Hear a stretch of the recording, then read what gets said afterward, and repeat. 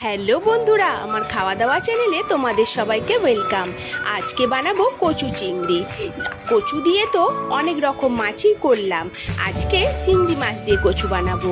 এইভাবে আমি আলু আর কচুটাকে কুকারে নুন দিয়ে দুটো সিটি মেরে নিয়েছি। চিংড়ি মাছটাকে ধুয়ে নুন হলুদ মাখিয়ে হালকা করে একটু ভেজে নিয়েছি। সেই মাছ ভাজা তেলের মধ্যে সামান্য একটু জিরে আর তেজপাতা ফোড়ন দিয়ে কোচানো পেঁয়াজ আর টমেটোটাকে একটু ভেজে নিলাম।